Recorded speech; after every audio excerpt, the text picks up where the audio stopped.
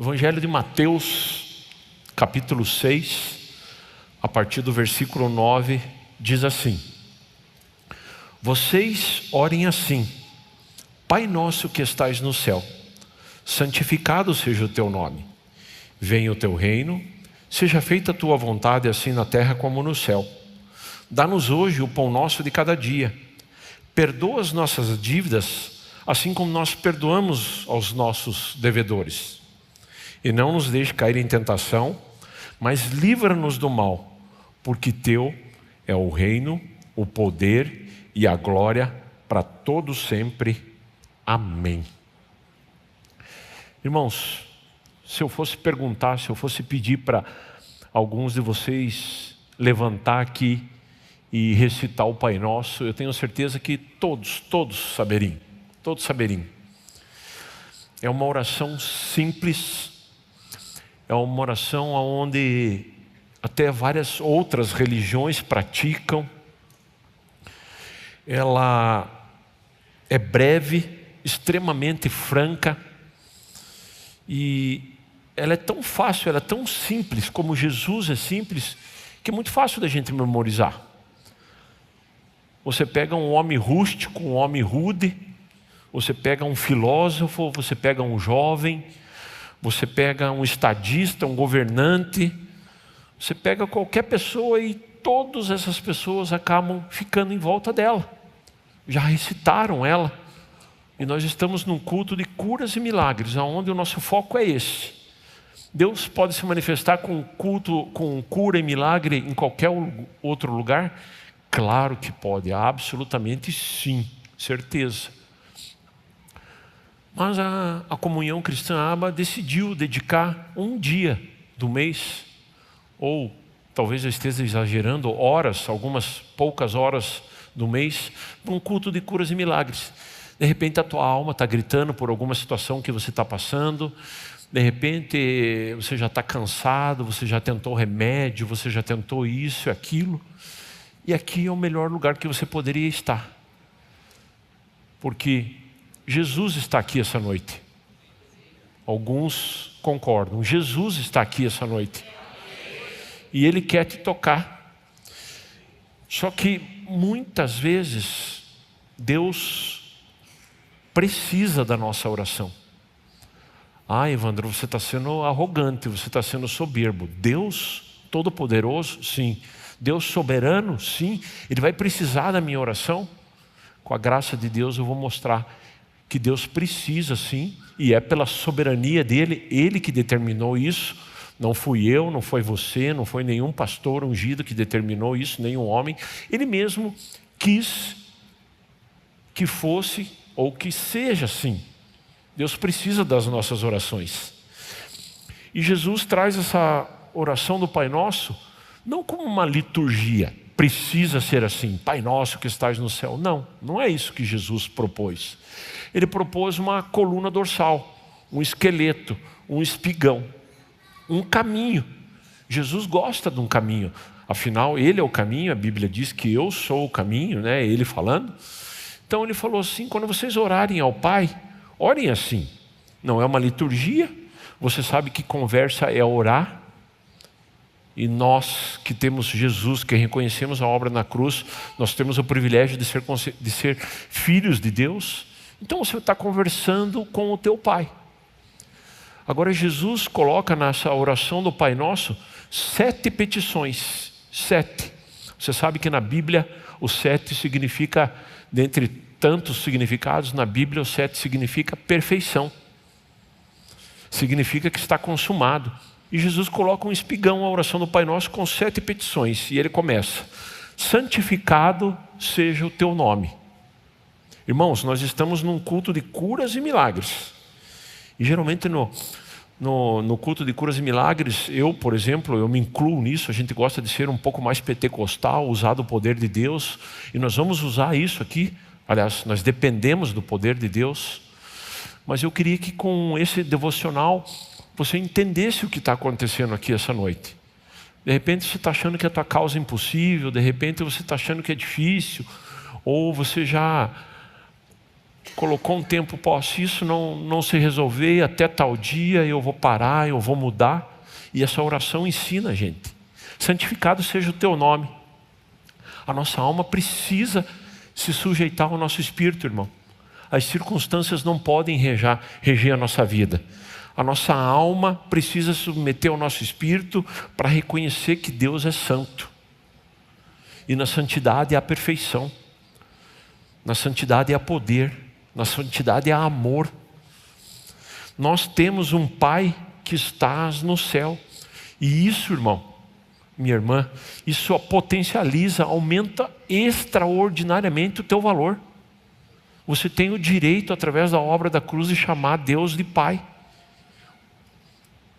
E automaticamente, quando você faz isso, essa posição das palavras mudam. O teu Pai é Deus. Você é um filho amado. Você é uma filha amada. Santificado seja o teu nome. Nós temos um grande Pai que está nos céus. Isso potencializa, aumenta extraordinariamente o meu valor, o teu valor. O fato de você estar passando o que você está passando não tira a tua filiação. As pessoas... Eu estava estudando um grande homem de Deus essa semana, lendo um livro dele, eu já li várias vezes. E cada vez que eu leio novamente, o Espírito Santo abre os meus olhos para alguma coisa e esse homem fala. Geralmente nós associamos alguma dificuldade na vida, alguma enfermidade, um problema financeiro, um problema de relacionamento ao pecado. E eu sou cria, graças a Deus, dessa casa, então a gente fala muito pouco sobre pecado. Se você está em pecado, você sabe que você está em pecado. Saia dessa vida, saia desse lugar. Você sabe que só vai te trazer destruição e pronto. Não precisa investir tempo em ministrar isso. Eu falo no grupo familiar: irmão, pecado, irmão, você está em pecado, você sabe. Não precisa ninguém ficar te apontando o dedo, te mostrando que está em pecado. Você está em pecado. Saia daí. É rota de colisão, é rota de destruição. Vai trazer sim consequência para a tua vida. Mas nem sempre porque você está passando algum perrengue, algo na tua vida, significa que você está em pecado. Alguns de vocês conhecem a minha história. Eu fiquei 4 meses internado. Eu não estava em pecado, irmão. Vivendo uma vida normal. Falho, sim, né? Uma pessoa normal, um cristão. Um cara temente a Deus, um cara que ama Jesus, mas um cara normal. E eu passei pelo vale da sombra da morte, não estava em pecado, não. Então, cuidado com esse pensamento. O fato de você estar aqui essa noite não é porque você está em pecado. O fato de que você está aqui essa noite é porque a tua cura, o teu milagre está a caminho. E hoje mesmo você vai levar ele para casa. Hoje mesmo, você que está nos ouvindo, nos assistindo, você vai terminar essa celebração livre, liberto, sarado e curado. E ele continua a oração do Pai Nosso. Venha o teu reino. E esse é o título dessa mensagem que eu coloquei: venha o teu reino. Nós precisamos, irmãos, nós precisamos almejar o reino de Deus. Nós precisamos desejar o reino de Deus. E o gostoso, sabe, o prazeroso, quando eu estava lendo esse trecho aqui, Jesus fala assim: quando vocês orarem, olha assim: Pai nosso que estais no céu, santificado seja o teu nome. Venha o teu reino. E aqui, irmão, tem um segredo, aqui tem uma revelação divina maravilhosa. Venha o teu reino. Jesus não falou assim, venha o teu reino na tua casa, ou venha o teu reino nas tuas finanças, ou venha o teu reino nos teus relacionamentos. Ou você que é aquele cristão, porventura, domingueiro, assim, que é crentaço no domingo na igreja, e daí aquela semana é uma bênção que você passa, né? Não. Jesus falou: venha o teu reino. E eu declaro em nome de Jesus o reino de Deus na tua vida em todas as áreas. Todas. No teu corpo físico, no teu emocional, com a tua esposa, com o teu esposo, com os teus filhos, na tua vida financeira, no teu trabalho, no teu ministério, no teu lazer, aonde você esteja respirando, dormindo. Venha o reino do Senhor na tua vida. Jesus não dá aquela separada assim: domingo, quando eu estou na igreja, erguendo a mão, louvando, vem o reino. Tem um louvor antigo que nós cantávamos aqui na aba: venha o teu reino, faça a tua vontade. Irmão, deseje o reino onde você estiver, no teu trabalho. Meu trabalho é opresso, meu trabalho é um problema. Deseje o reino lá. Minha vida financeira é só boleto, e a maioria deles atrasados. Deseje o reino de Deus lá, com a tua esposa, com os teus filhos, no teu corpo físico. Venha o teu reino, Jesus pediu que a gente almejasse em todos os departamentos, em todos os lugares, para todas as pessoas. E eu declaro em nome de Jesus hoje aqui que todas as pessoas vão experimentar o reino de Deus. Todas. Jesus continua. Assim na terra. E no começo da mensagem eu falei assim que Deus precisa das nossas orações, né? Isso não é uma revelação minha, um professor falou quando eu cursei teologia, e ele falou assim: Deus precisa das nossas orações. E a primeira coisa que me veio na cabeça, eu falei: nossa, que cara arrogante, falar que Deus soberano, todo-poderoso, vai precisar da minha oração. Salmo 115, capítulo 115, versículo 16, diz assim: os céus são os céus do Senhor, mas a terra a deu aos filhos do homem. Irmãos, Deus decidiu dar a terra para mim e para você. Está na Bíblia ali, Salmo 116, 15. Não fique bravo comigo. Vai falar com Deus. Ele nos deu a terra. E algumas coisas para manifestar na terra dependem de mim e de você. Pastor Pio ministrando um tempo atrás aqui, Deus expulsa esse demônio. E ele falou assim: não, Deus não vai expulsar. Cara, como que Deus não vai? Não, Deus não vai expulsar. Ele nos deu autoridade para isso. Expulse você. Expulse o demônio que está lá na tua casa, atormentando os teus relacionamentos. Escancara aquela janela, abra aquela porta, vá no ponto mais equidistante que você tiver da tua casa e venha varrendo a tua casa. Manda embora. Ele nos deu a terra, o salmista fala que Ele nos deu a terra. Então por isso assim, Deus precisa da tua oração. Alguma coisa Deus quer fazer de diferente. E Ele depende que eu e você manifeste, abra nossa boca, declare a palavra de Deus com fé, para que isso aconteça. E é isso que nós vamos fazer hoje à noite na sua vida. 1 Timóteo capítulo 2, a partir do versículo 1, é a nossa base bíblica sobre isso. Antes de tudo, recomendo que se façam súplicas, orações, intercessões, ações de graça por todos os homens, pelos reis, por todos os que exercem autoridade, para que tenhamos uma vida tranquila, pacífica, com toda piedade e dignidade. Olha o verso 3, irmão. Isso é bom e agradável perante Deus, o nosso Salvador. Orar, pedir, suplicar, interceder é agradável perante Deus. Se imagina que você abrindo a tua boca, orando, você agrada a Deus. Oração, irmão, oração é o resumo da vida cristã. Oração eu tenho experiência, me permita eu falar lá no presídio. Quando nós vamos fazer evangelização no presídio, 99,9 das vezes, antes de adentrar na unidade, nós paramos o carro, dentro do carro, ou saímos do carro no canto ali e oramos. E aquilo flui, que era uma maravilha. Porventura, às vezes, acontece da gente se atrasar, alguma coisa, e rapidinho a gente entra sem orar.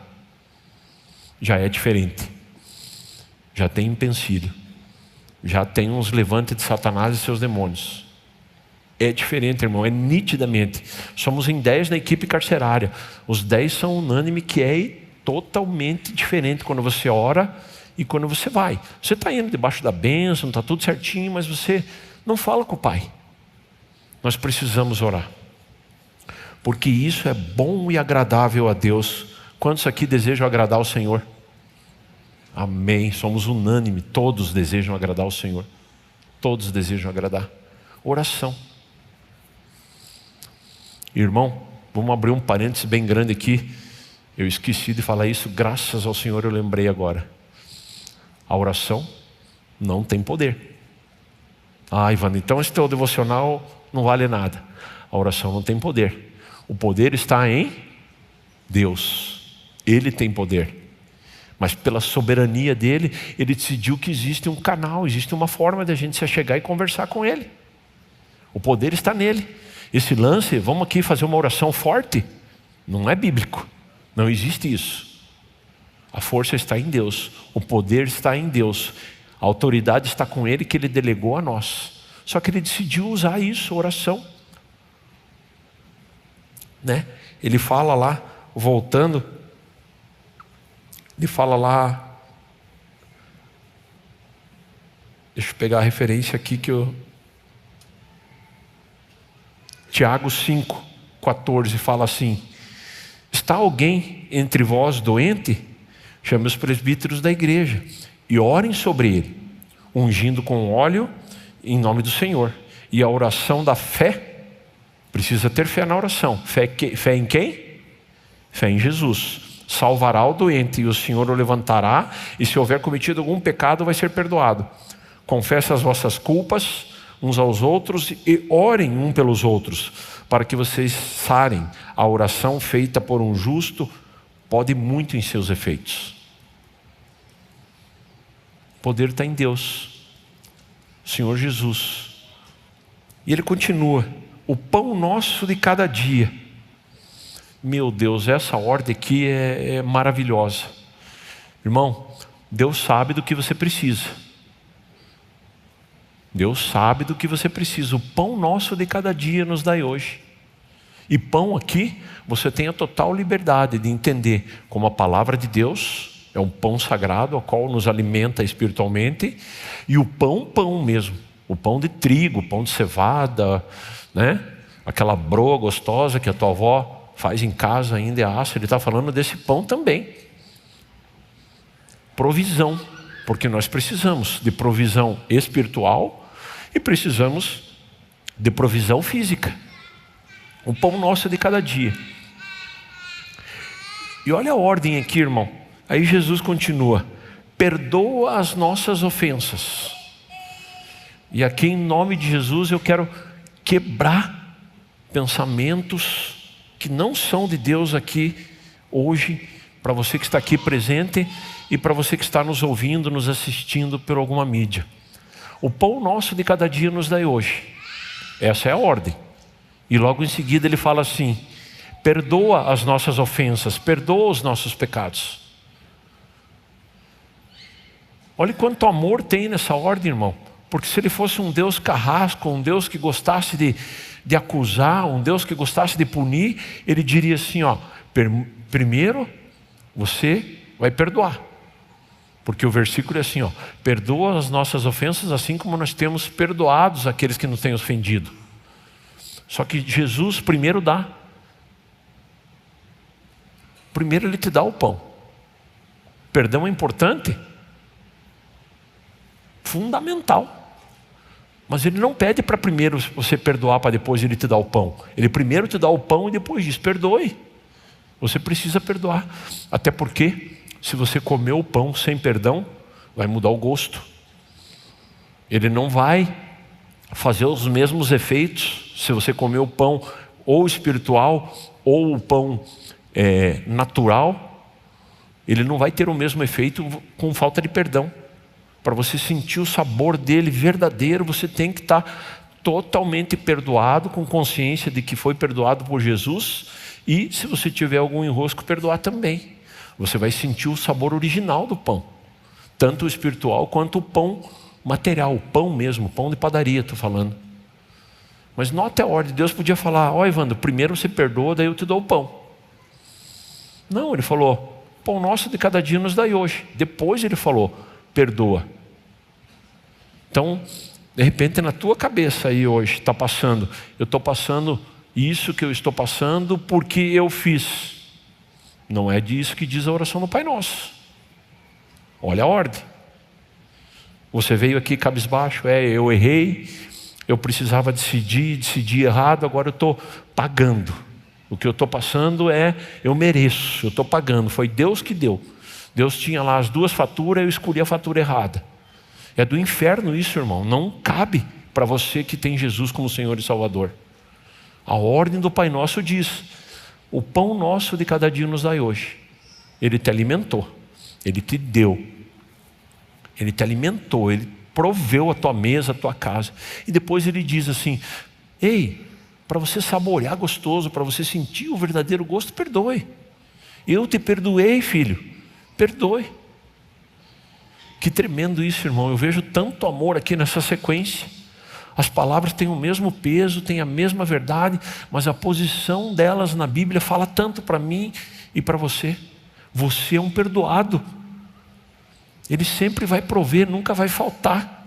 Não vai faltar saúde, não vai faltar amor, não vai faltar relacionamento, não vai faltar dinheiro, não vai faltar nada na tua vida, porque Ele te ama. Você precisa viver assim. Não nos deixe cair em tentação.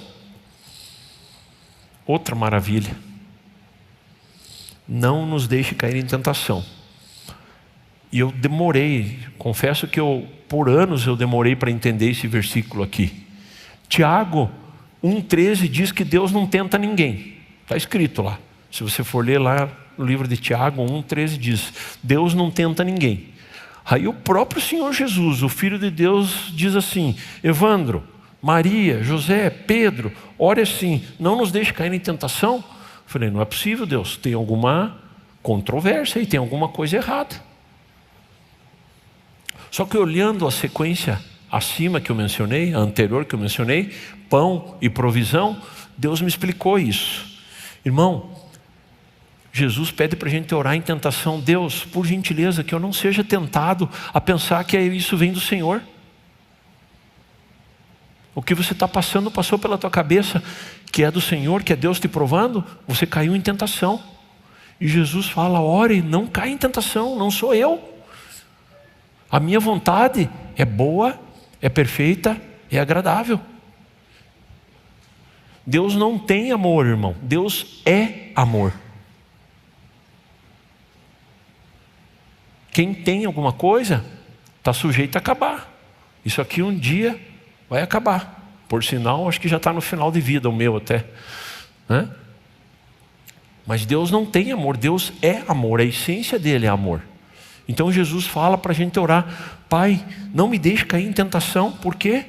Porque nós somos tentados a pensar de que coisas que acontecem na nossa vida partem de Deus. Não parte, irmão. Queria dar um breve testemunho aqui. Uma vez eu fui para Telêmaco Borba, viajei pela Abra em Cobertura, lá na igreja do pastor Isaor. Quantos conhecem o pastor Isaor aqui? Um homem simples, extremamente usado por Deus. E passamos o final lá de cobertura. Naquela época eu servia no grupo de serviço, eu fui lá da cobertura de grupo de serviço. Sexta, sábado, domingo, foi uma bênção. Terminou o culto, nós fomos para a casa dele, jantamos, mais ou menos 1h da manhã, fui eu e o Paulão. Paulão é um irmão que a maioria das vezes faz dedicação de criança aqui. Ele é maior que eu. Eu e o Paulão, e saímos da casa do pastor Isaor 1h da manhã lá. E daí ele falou assim: eu queria orar por vocês, eu queria orar pelo Paulo, eu queria orar por você, Evandro. Pode, claro, pode. Se tem algum motivo. Aí o Paulão expôs o motivo dele. O Paulão queria engravidar, ele tinha uma filha só. O pastor Isaor orou por ele.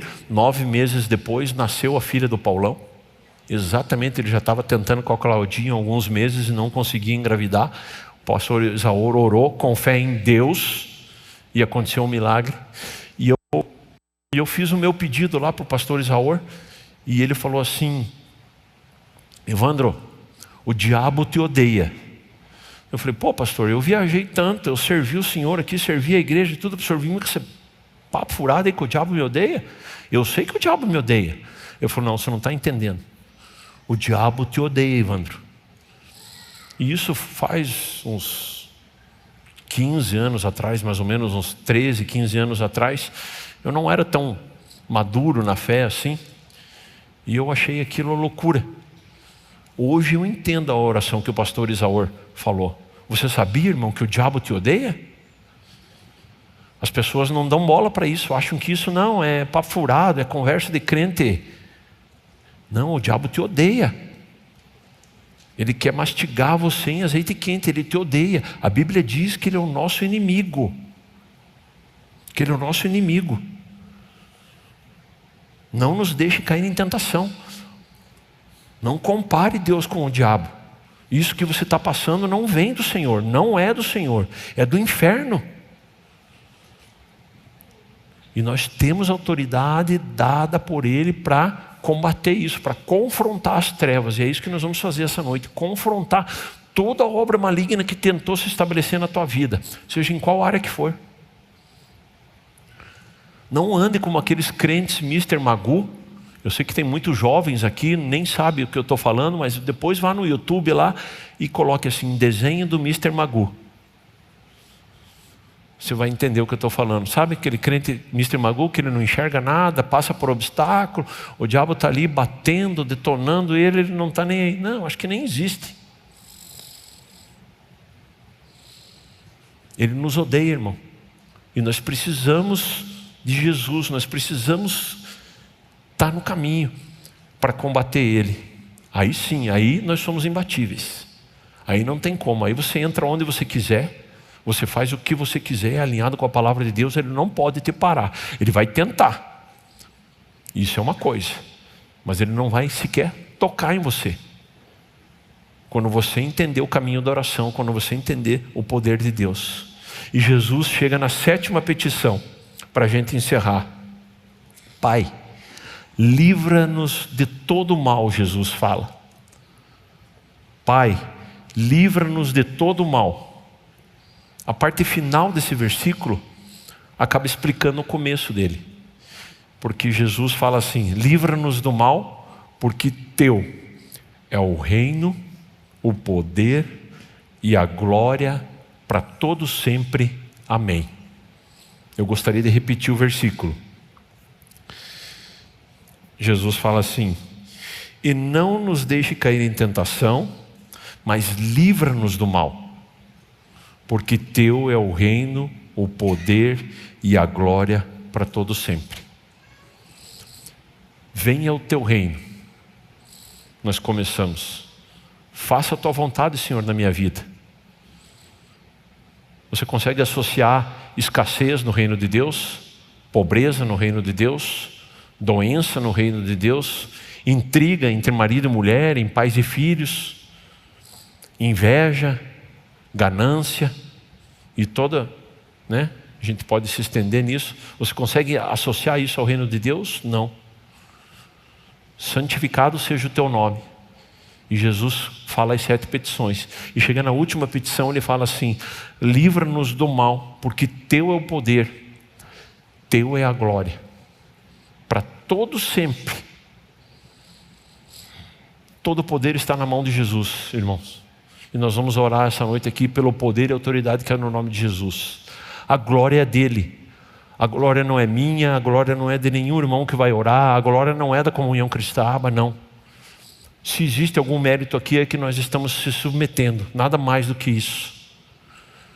E daí Jesus termina a oração falando para todos sempre. Que lindo isso.